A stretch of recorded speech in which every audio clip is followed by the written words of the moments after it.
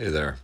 So I finally got my old computer up and running, and I found photos of my yard, my backyard, that have ranged from 10 to 5 years of working in the backyard. You can see the beginning of this whole project. These videos that I've been posting, these are the original yard photos, and I have over 500 photos I found, and I'm breaking them up into different type of videos for the future. And so what this means is the next 5 videos will be a lot of photographs. So if you're not into looking at photographs, still photos, you might not want to watch these videos that will be coming up in the next month or so. This first video is on my chicken coop, the original one, and the original 2 flocks of chickens that we raised, and we're going to show you how to raise the chickens and how to take care of them, and also how I built this chicken coop. The second video that will be coming up shortly will be a tour of the 2020 chicken coop and the new flock. So I hope you enjoy these next few videos, and thanks for watching. So if you're gonna raise little chickens, you need to consider what breeds you're gonna get. Some like hot weather, some like cold weather, some can do it all. The Americanas, because they can handle the heat more, they don't have that coxcomb, they have the beard, and I guess some means or method that keeps them cooler, who knows. I'm not an expert at this stuff. I should just tell you that right now. I'm not an expert. Go watch other videos if you want an expert opinion. But if you want to incubate your own chickens, get a plastic tub. Make sure it's well ventilated. Anything like 2 feet by 3 feet by a foot tall, and make sure your heat lamp isn't that close, or you'll set fire to your little incubator and you'll have cooked chicks.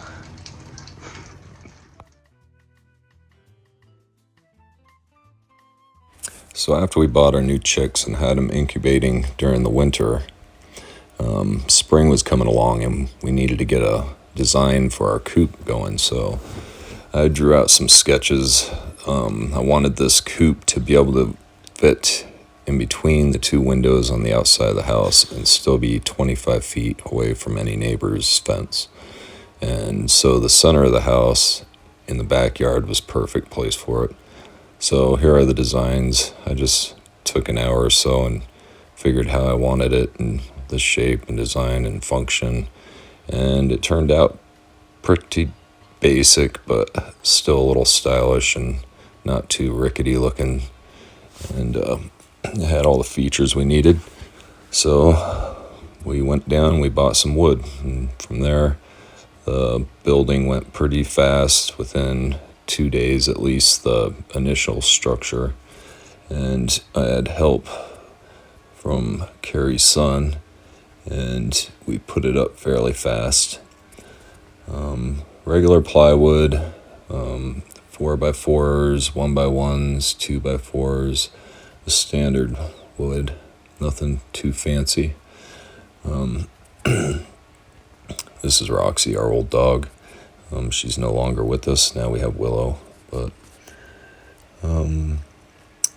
yeah, so here we go. We're just putting it together, starting to come together and have a shape. And up it goes. So fairly fast, straightforward.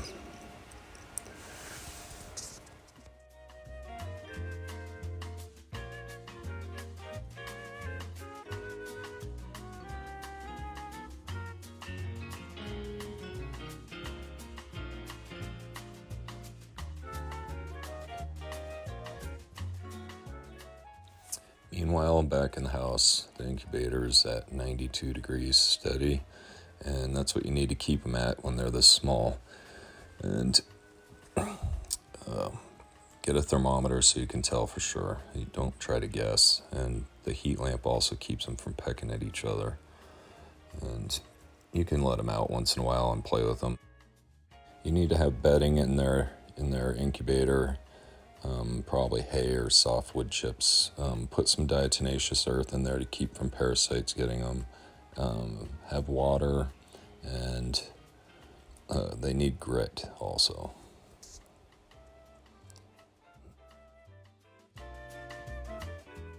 Make sure that you dig some pretty deep holes for your chicken coop and set your post into concrete if you can. That'll keep the wind and stuff from knocking it over. It just makes it a more solid product in the end. Something's not going to tip it over, or it's not going to get blown over. This is when we start painting it. It's all put together except for the chicken wire in the run, and you want to make sure that there's no gaps or holes whatsoever for any critters to get in.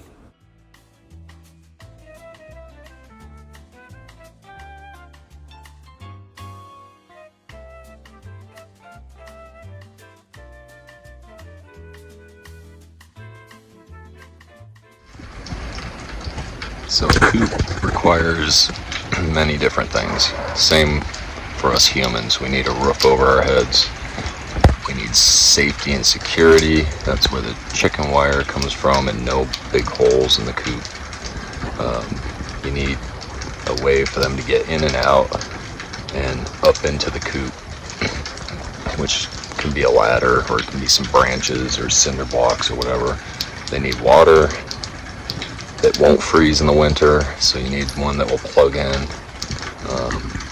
They need food, and during the summer we give them greens, we let them free range, and during the winter you might want to pick up some collard greens or something for them to eat for supplemental reasons.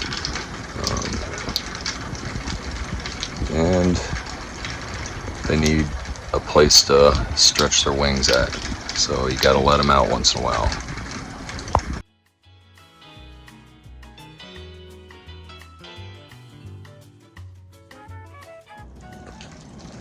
So the concept of a living roof on the chicken coop was to have stacked functions, right? The ground we're losing underneath the coop, we'd make up by putting dirt on top of the roof. Also, it would insulate the coop, keep it cooler in the summer and warmer in the winter. And we could grow vegetables for the chickens on the roof, and the concept's there. But my ability to make it happen is kind of a failure. So what you do is you basically just build a planter box on top of your roof and you seal it up so it doesn't leak or anything. And mine failed. I used plywood under it, and over about 3 years it started sinking, and I was worried it was going to have an avalanche on the chickens and crush them. And so I decided to remove it. It was starting to leak, and it was making the wood rot and everything else. So the concept's there, but logistically I couldn't make it happen this time. Maybe I'll do it in the future. But a good idea is just put planters hanging off it. That's another way you can make up for the ground lost for the chicken coop.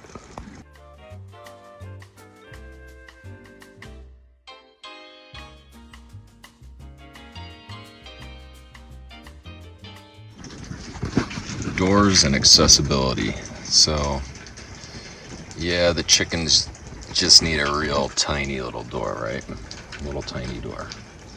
But you got to remember, you're going to have to get in there and clean it one day. So make sure your runs are as tall as you at least. Make sure your door into your run is as tall as you. Don't have a flip-up door like I did.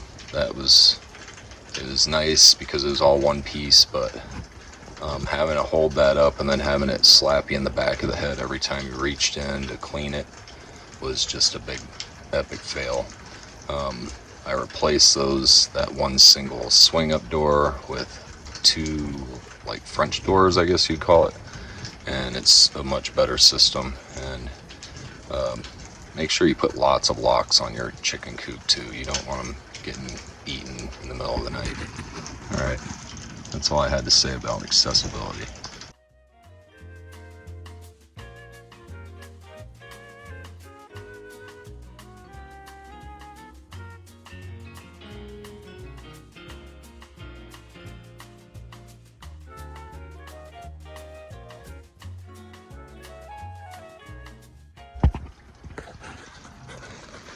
So a lot of blogs I've read and stuff talking about people are really concerned about introducing baby chicks to their adult flock. And there was people talking about putting them in cages and put the cage in the run, and some were saying you need to keep them separated until they get to a certain age and all this. But I was just looking at nature and how nature works. You know, there's a bunch of eggs laying in the woods, and one cracks open and mama's doesn't know which egg is hers, and they kind of adopt each other's chicks, I guess. I don't know, I'm kind of full of it maybe, but so we bought our chicks, and it was summertime, and our old flock was passing away one by one. One died from a hawk, one died from some kind of wheezing, like some kind of lung disease, and then the other three, I think, just died of old age.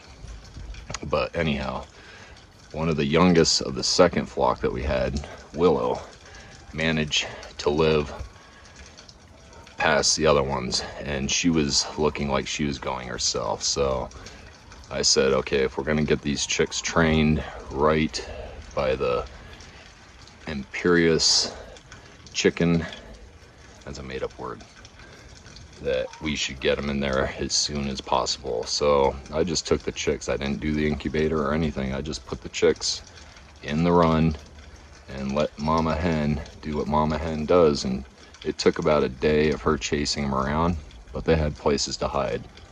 But after that first day, she started showing them things and showing them how to scratch and how to make noises when something's around. And I have a video at the end of this video that shows mama hen supervising the baby chicks.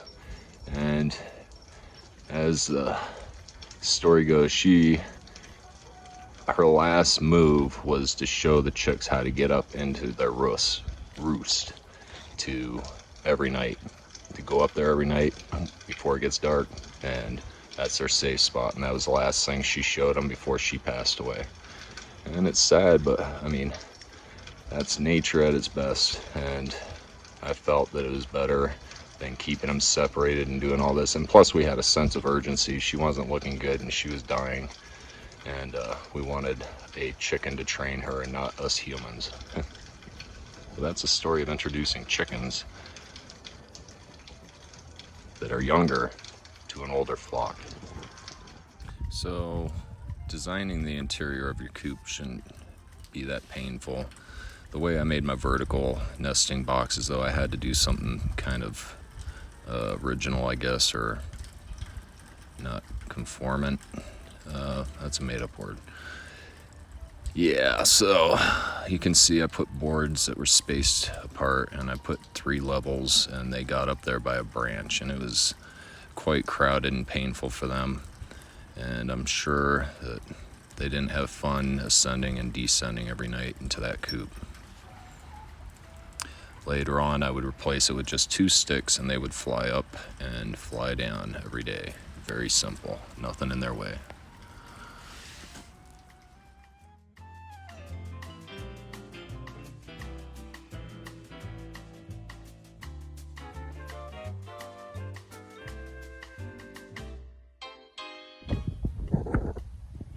So chickens have different behavior, as you can see in the next photos, that chickens that are raised by humans tend to be more docile and want to hang out with humans. And so you can see that these chickens tend to like hang out on the patio out in the open for predators to get them and everything else. And our newest flock was raised by a chicken, so they tend to hang out close to the coop. They don't want to be eaten. But I just noticed the behavior is different if you just buy a bunch of small chickens and raise them under their own demise, as opposed to ones that are raised by an adult chicken. Just had to say that.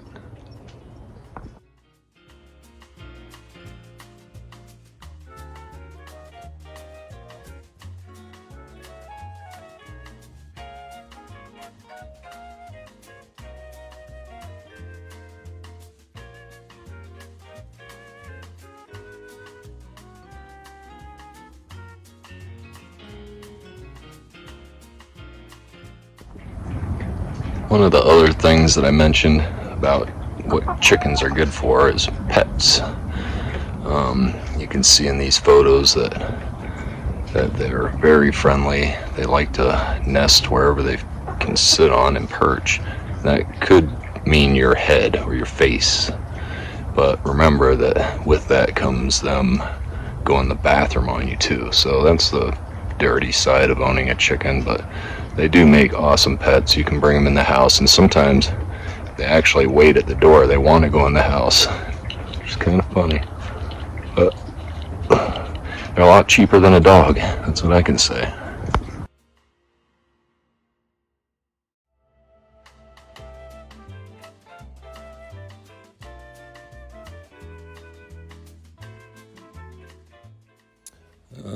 Different places, different cities, different states have different ordinances for keeping and the size of your coop. Like in Arvada, we're only allowed 5 hens, no roosters. The rule is 25 feet from any fence of your neighbors, and obviously it can't be the size of your house, but just check with your local city ordinances. Make sure that you're doing it correctly and legally, and just so that you're a good neighbor and you stay friends with them.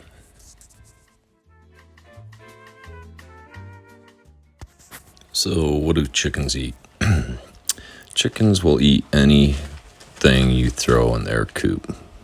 They'll eat, except onions. I don't think they eat anything from the onion family, but they'll eat insects, they'll eat other animals, they eat mice, they eat greens, they'll eat your grass.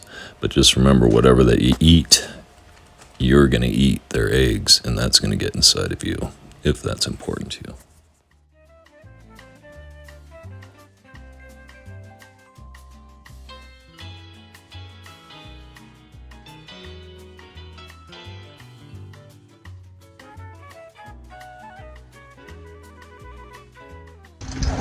Yeah, eventually, once the chickens got a little bigger, we realized that they started eating most of our vegetables and everything, so I decided to put up another chicken run. Well, a chicken run. I never had one before. And so I built it, and it was alright until I had to go and clean it. And then I realized that because I'm 6'5", getting on my hands and knees to clean it out was going to be a problem. So eventually, the year 2020, 2019, let me see, we made a man-sized chicken run finally. And this one is a doer. Just have to recommend, always build one bigger than you think you need. Bye-bye.